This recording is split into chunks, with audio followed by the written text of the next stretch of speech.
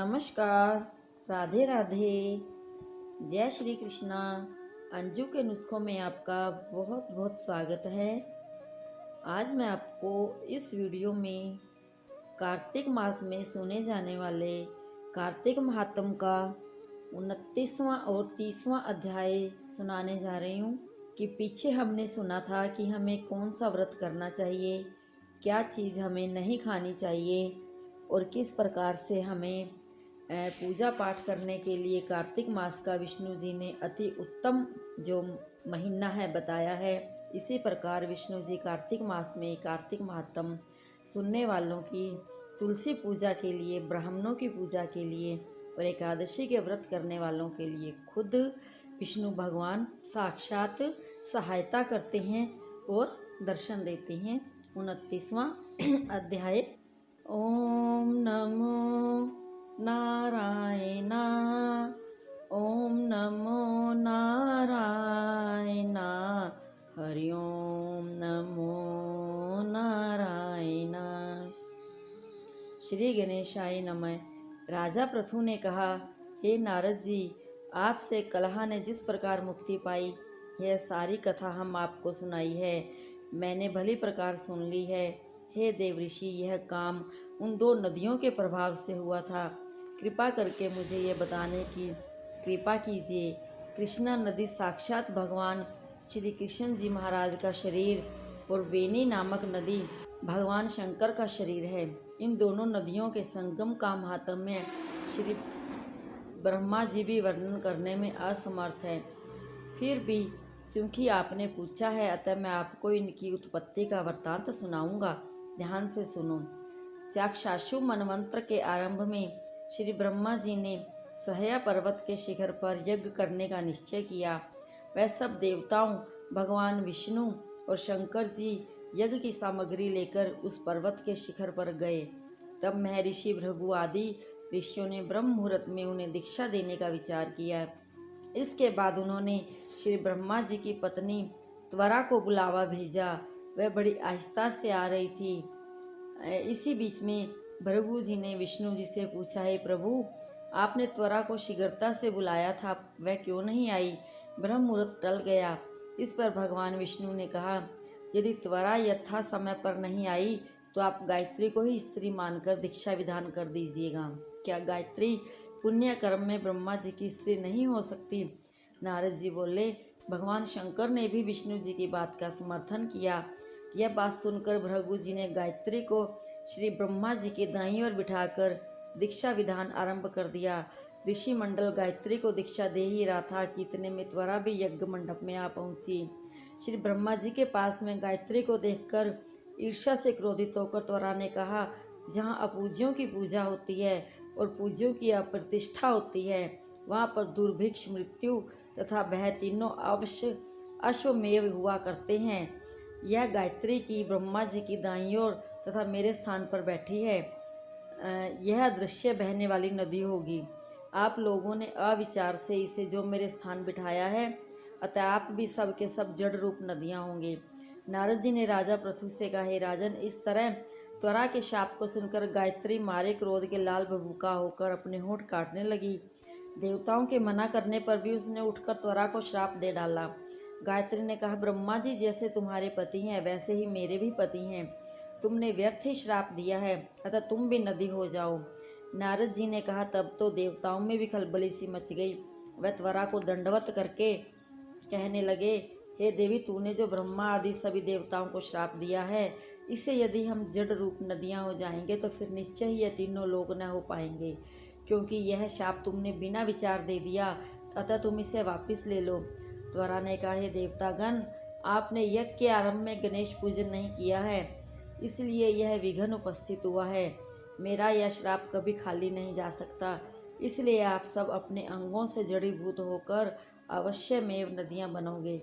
हम दोनों सोते भी अपने अपने अंशों से पश्चिम से बहने वाली नदियाँ बनेंगी।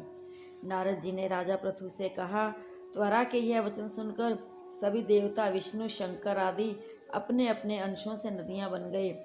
भगवान विष्णु के अंश से कृष्णा, भगवान शंकर के अंश से वेणी तथा श्री ब्रह्मा जी के अंश से ककुदमवती नाम वाली नदियाँ उत्पन्न हो गई। सभी देवताओं ने अपने अंशों को जड़ बनाकर वही सहर्या पर्वत पर फेंक दिया। फिर उन लोगों के अंश अलग अलग नदियों के रूप में बहने लगे। देवताओं के अंशों से हजारों की संख्या से पश्चिम वाहिनी नदियां उत्पन्न हो गई। गायत्री और त्वरा दोनों पश्चिम वाहिनी नदियां होकर एक साथ बहने लगी। उन दोनों का नाम सावित्री पड़ा। श्री ब्रह्मा जी ने यज्ञ स्थल पर भगवान विष्णु और शंकर जी की स्थापना की। दोनों देवता महाबल तथा अतिबल के नाम से विख्यात हुए। राजन, कृष्णा और वेणी नदी की उत्पत्ति का यह वर्णन जो मनुष्य सुनेगा उसे दर्शन और स्नान का फल प्राप्त होगा। इति श्री 29वां अध्याय संपूर्ण। श्री कृष्ण गोविंद हरे मुरारी, हे नाथ नारायण वासुदेवा। 30वां अध्याय। भगवान कृष्ण ने कहा, हे प्रिय, नारद जी के वचन सुनकर महाराजा पृथु बड़े विस्मित हुए। अंत में उन्होंने नारद जी का पूजन करके उनको विदा किया। इसलिए माघ, कार्तिक और एकादशी यह 3 व्रत मुझे अत्यधिक प्रिय हैं। वनस्पतियों में तुलसी, महीनों में कार्तिक, तिथियों में एकादशी और क्षेत्रों में श्री कार्तिक मुझे बहुत प्रिय हैं। जो प्राणी जितेंद्रिय होकर इनका सेवन करता है वह यज्ञ करने वाले मनुष्य से भी अधिक प्रिय लगता है। जो प्राणी विधि से इनकी सेवा करते हैं उनके मेरे अनुग्रह से सब पाप दूर हो जाते हैं। भगवान कृष्ण ने वचन सुनकर सत्यभामा ने कहा, हे नाथ, आपने यह बात बड़ी आश्चर्यजनक कही है कि दूसरे के लिए पुण्य के फल से कलह की मुक्ति हो गई। यह प्रभावशाली कार्तिक मास आपको अधिक प्रिय है, जिसे पतिद्रोह का पाप केवल स्नान के पुण्य से ही नष्ट हो गया। दूसरे मनुष्य द्वारा किया हुआ पाप उनके देने से कैसे मिल जाता है, यह आप मुझे बतलाइए। तब भगवान कृष्ण ने कहा, बिना दिया हुआ पुण्य और पाप जिस कर्म द्वारा मिलता है सो सुनो।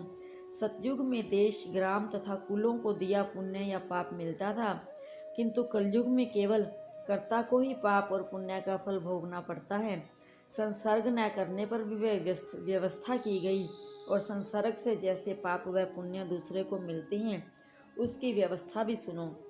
पढ़ाना, यज्ञ कराना और एक साथ भोजन करने से पाप पुण्य का आधा फल मिलता है।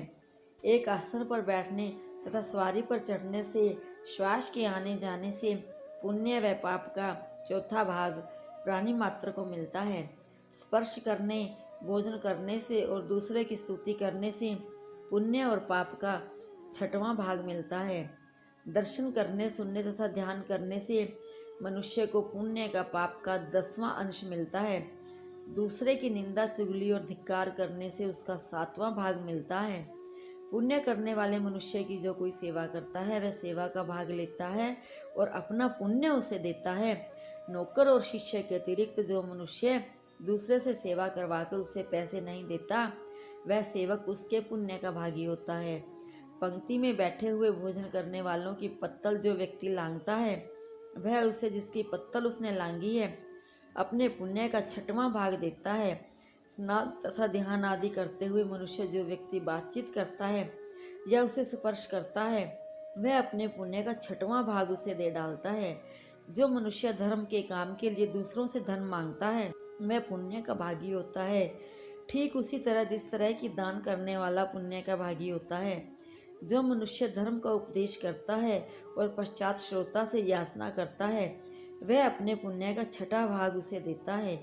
जो मनुष्य दूसरों का धन चुराकर उससे धर्म करता है वह चोरी का फल भोगता है और शीघ्र ही निर्धन हो जाता है, और जिसका धन चुराता है वह पुण्य का भागी होता है।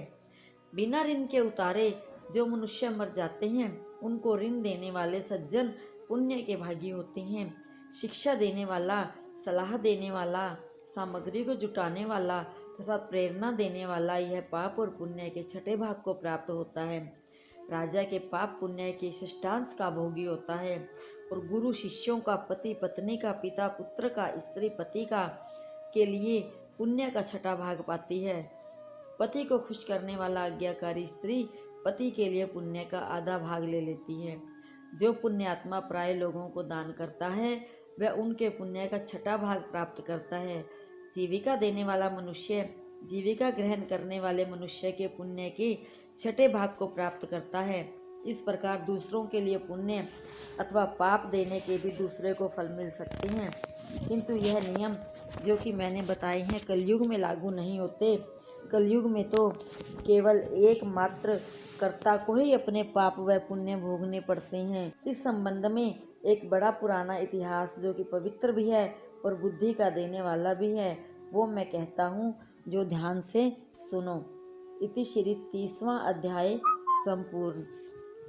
श्री कृष्ण गोविंद हरे मुरारी, हे नाथ नारायण वासुदेवा।